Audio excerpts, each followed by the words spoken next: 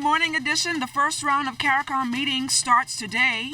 Ellsworth Johnson sworn in for a new ministerial portfolio. And Give Us Barabbas, another award for Junkanoo World.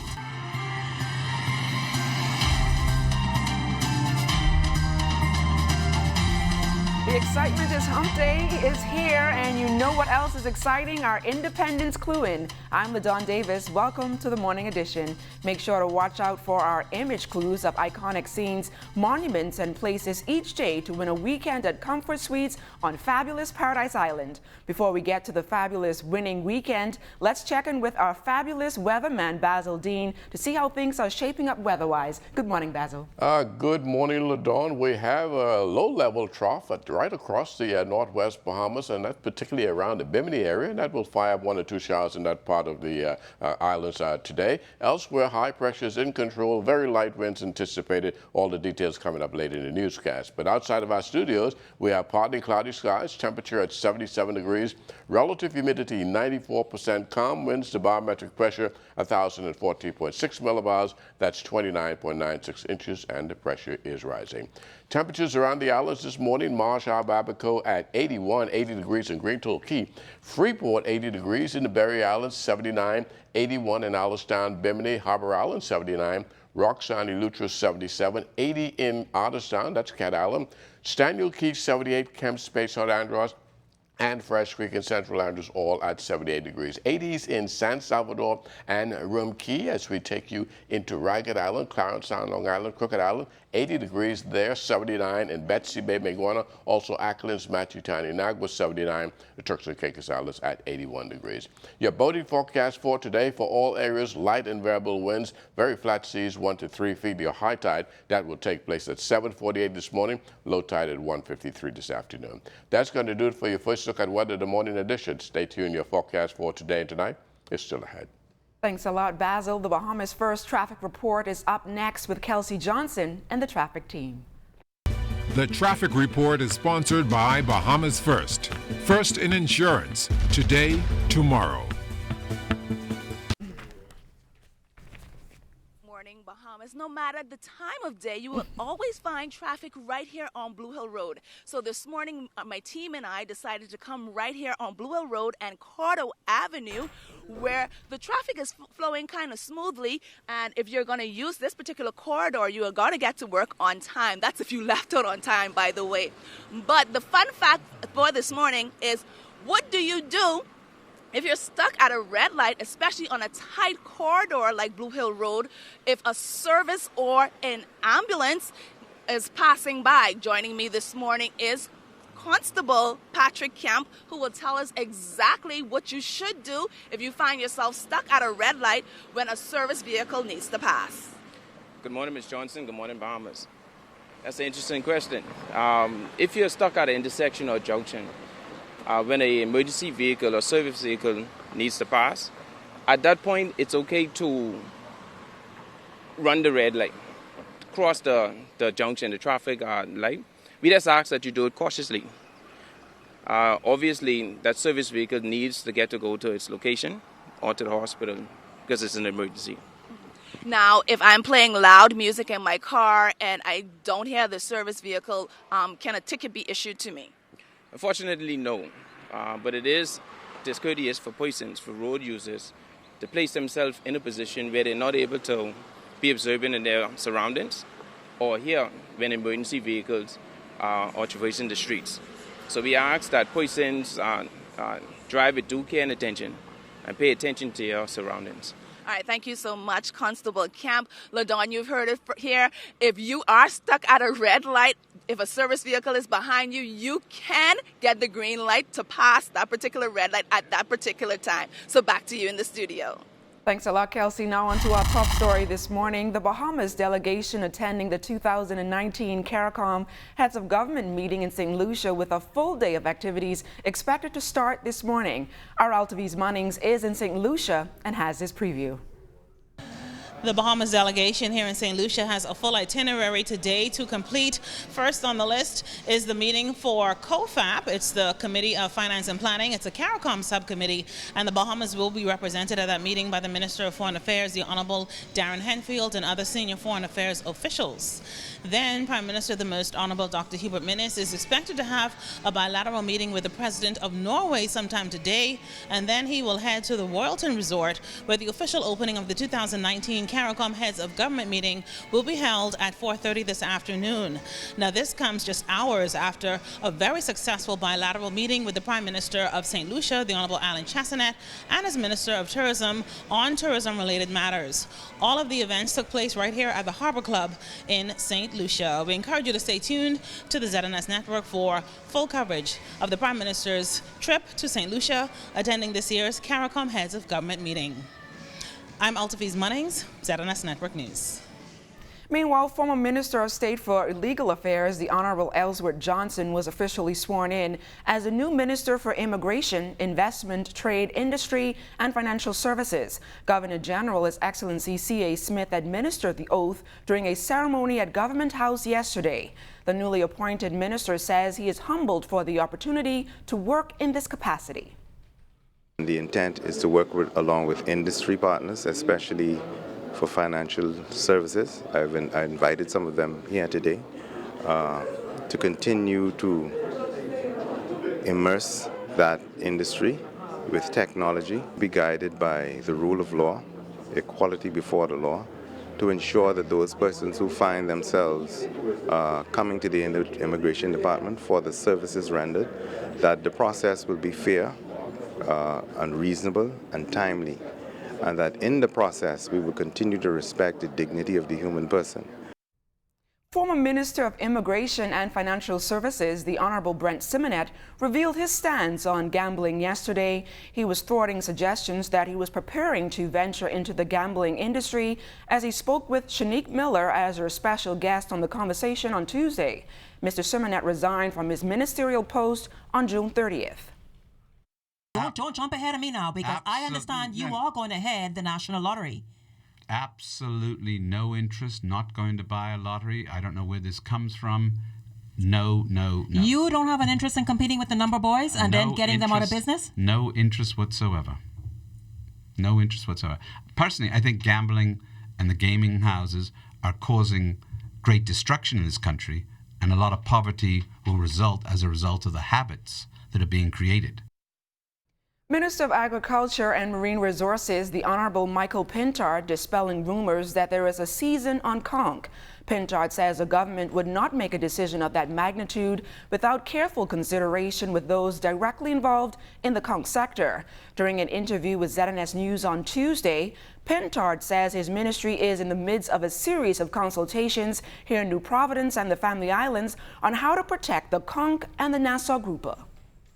We have put forth the view that there is a need for us to reduce dramatically the export quota of conch being exported out of the Bahamas. We've already taken initial steps to do so in this season, and I do regret to inform those commercial food, fish processing houses that have petitioned us that we are unable to waive the decision that we've made earlier and extend your quota. We've made a commitment. We're going to stand firm with respect to that. And Junkanoo World getting another international award by well-known travel website TripAdvisor recently. It's the second consecutive year that Junkanoo World has received such an honor. The prestigious Certificate of Excellence Award was recommended by the hundreds of visitors that flock to the grounds every day to soak up the best the cultural expression has to offer. President and CEO Quentin Barabbas Woodside. If you go on Junkanoo World TripAdvisor, you'll see great reviews. And apparently the guests came here and they enjoyed themselves and they keep giving reviews, and that made us one of the Golden Award from TripAdvisor. So that made us really, really proud. Meanwhile, dancers from across the capital came together recently to put on a showcase called Live at the Dundas Theater. All proceeds from the event will go towards the medical expenses and a possible kidney transplant for dancer and lupus survivor Janelle Humes. During Lupus Awareness Month in May, ZNS News spoke to Humes about her battle with the disease and her quest to get on the kidney donors list. What we can tell you is that Humes and her mother, Sharia Newbold, are still in the United States getting dialysis treatments. President of the Virtuous organization, Tanisha Longley, says Janelle is an exceptional dancer with a heart of gold. First time I met JoJo, she walked into my audition at the Ministry of Youth, and I was like, this shortlet button, and I'm like, oh, she's so tiny. But when she began to move, the powerful movement, like in her movements, it's like a giant comes out when she dances, a totally different person. So for me, there was no way I can sit back and see that purpose die. I believe we all have a purpose. And for me, I had to do something because I know she has a great purpose and I want her to have the opportunity to. I watch the Morning Edition because I love the news and entertainment.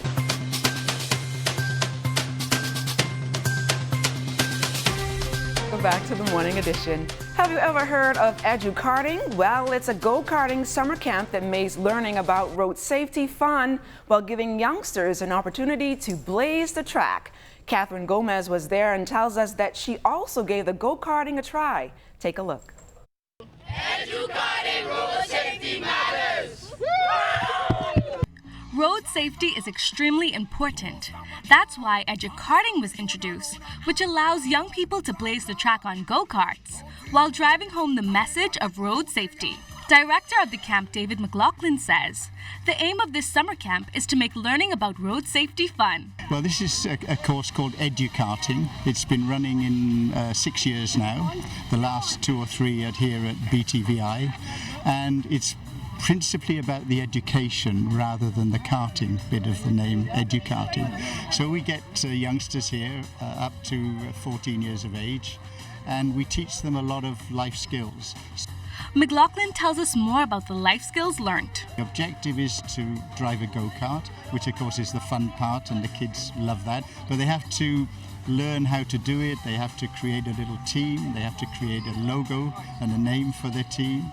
They have to earn money, not real money, but virtual money, to buy race suits and helmets and gas and tires and brakes. So they come along and suddenly they have to do a budget, and then they get evaluated on that, so they present to our sponsors like Aquapure or Rotaries. So they learn a lot of real life skill. The young racers share their Edu-Karting experience. My experience is good because we learn how to do things when we grow up in life. Like we learn how to get sponsors, we learn how to drive, we learn how to do better things in life. The experience in karting is very interesting. You learn new things and how about road safety and how it is so important in our community. My experience through Edu-Karting through the 4 years I've been here, I developed the skill to work with others. Dante Williams says he is sad to see the camp come to an end, but he wants everyone to know that. Now, ain't nobody could beat me. After hearing about their experiences, I had to suit up and try it for myself, and I must say it was a blast. Catherine Gomez, ZNS Network News. You seem to be having a whole lot of fun there, Catherine. And it's time to make a trip to Grand Bahama. Italia Hall speaks to a banker whose hobby is handicraft.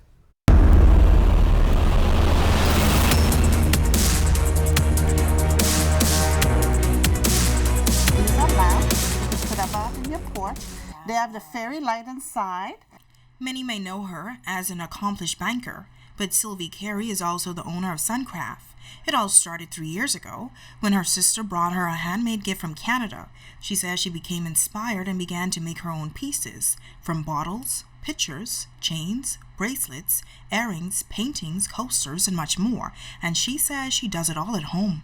And so my husband also, Charles also taught me how to use the tools that I have at home. Then it was just one thing after the next. Then I said, okay, Charles, I need somewhere to work. I just can't work on the kitchen counter. That can't happen. So he says, no problem. There was an old TV stand I was about to throw out. He said, here, use that. And there's an old piece of plywood in the back shed from a hurricane. You could use that too. The self-taught entrepreneur says, depending on the piece she's creating, it can sometimes take hours. Wherever I am, it's just like the whole world outside just shuts down. And I'm just concentrating on what I'm doing. And I'm looking at the piece. Is this acceptable? Is this, no, let's scrap that one. So I'm very critical of my own work. And I do have some critics out there that I rely on. They'll say, oh, this is not going to fly. Oh, yeah, this looks pretty good. Carrie says she has also took advantage of social media and posts her products on Instagram and Facebook. The Canadian native has been living in the Bahamas for some 50 years and says the country has a rich culture that Bahamians should use to their advantage. There's a lot of resources out there. If you want sea glass, that's not a problem. You can go on our beach and see glass. The shells, the working of our own natural resources is immense. Why don't when I did the BAIC course, it came to home that we're shipping this stuff out when we could be doing it here. And it would be so much more authentic, so much more genuine, so much more effort would go into our own market if it was done right here. Italia Hall, ZNS Network News. Thanks a lot, Italia. Saturday will mark the first ever International Cooperatives Day declared by the United Nations. We are going to learn all about cooperatives and their purpose from the expert who joins us this morning on the morning edition, Judy Simmons, Acting Director of the Cooperatives. Judy, welcome to the morning edition. Thank you, Opal. And good morning, Bahamas. Well, Judy, talk to me a little bit about what is actually the cooperative. Well, a cooperative is a business enterprise, Opal. And the purpose of it is that people get together in an association voluntarily to meet their economic, social, cultural, and aspirations in the spirit of people helping people to help themselves. And what are the different types of cooperatives out there, or for the Bahamas rather? For the Bahamas in particular, we have a number of them coming up, but what has been established is the agricultural type co-op, the fishing co-op, we have community development co-ops, we have beekeeping co-ops, and we have an up-and-coming, very unique one, the Cascarilla co-op that's going to be in Acklins. And tell us more about that. How is that project Well, going? It's under development, Opal. It's gotten the green light and it has its registration. And there is a number of research going on with that project right now to ensure sustainability of the growers, and it's an activity that has been going on in Acklins for over 100 years. And what it seeks to do is to commercialize this activity to enhance the growers, the shippers, and brokers, and to add the value-added products from the Cascarilla plant, Opal. And what are some of the activities, for Cooperatives Day? Oh, we have an exciting lineup. The signature event is that of the Minister Michael C. Pintard national address on the International Day of Cooperative on Saturday, the 6th of July. Then we have a number of factoids, we have a number of advertisements going out, and human interest stories are going to be published in the newspaper. Judy Simmons, thank you so much for joining us here on the Morning Edition, and best of luck on your first Cooperatives Day. Appreciate that, Oprah. For sure. Meanwhile, we have clues going on here in the Morning Edition. Tell us more about what's happening with that. Well, you can call us on Friday, 502-3880. Clues are going to come up every day in the newscast. You have to keep your eye on the television to see just what they are. And once again, call in on Friday. And LaDawn, you and I and our cousin Julie, our cousin Susie, our auntie, and nobody here from the corporation, they are eligible. It's all for the viewing audience.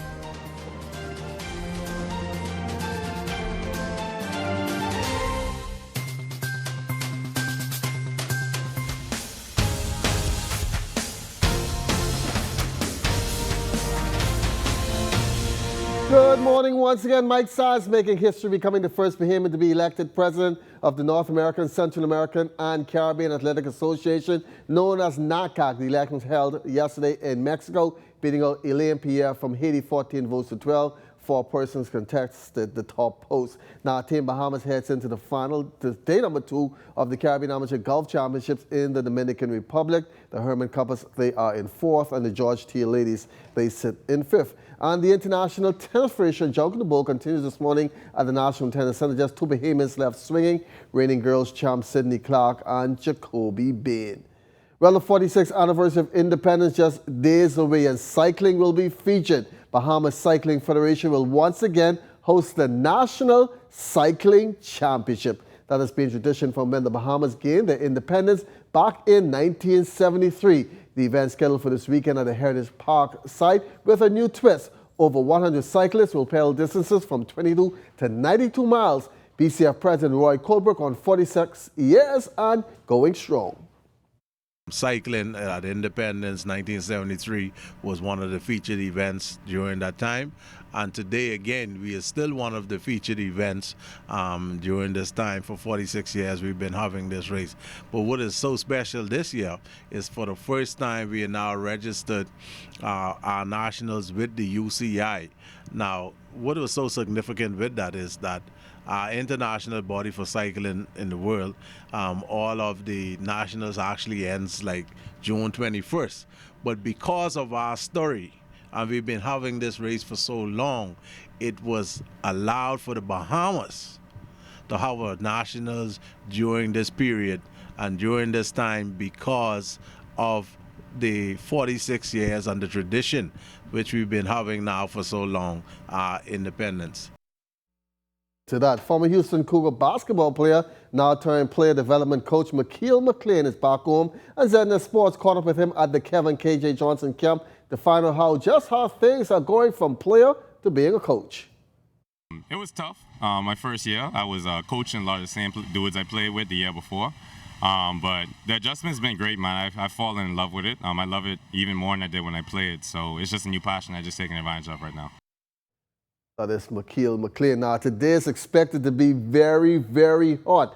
And for how that'll be, Basil's going to come right back and let you know what we're going to wear, tank tops or shorts.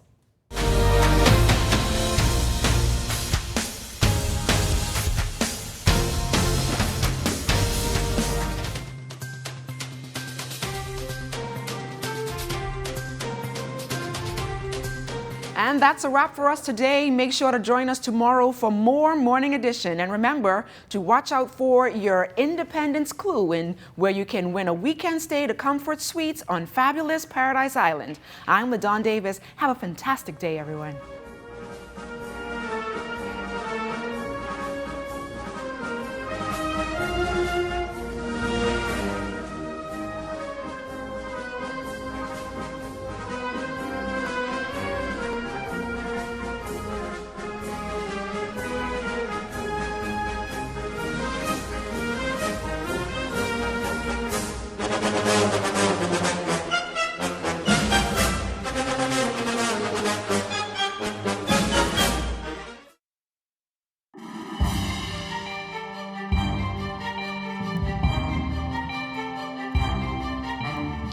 In our final look at weather, the tropics remain quiet, but on the home front, we have that low-level trough across the northwest Bahamas. Elsewhere, high pressure is in control, meaning the tank top and short weather will continue for yet another day as we anticipate partly sunny and hot conditions, high temperature getting up to 90 degrees with a heat index of 104 degrees. And then tonight, we're looking at partly cloudy conditions with some showers developing late during the night and the early morning hours, low temperature getting down to 78 degrees. And your extended weather forecast, a few showers on Thursday as that trough backs up across the northwest Bahamas, but that will dry out by Friday. Heading into the weekend, we're looking for an abundance of sunshine, and also the breeze will be picking up as well over the weekend, so that too will add a little bit of comfort over the weekend. LaDon?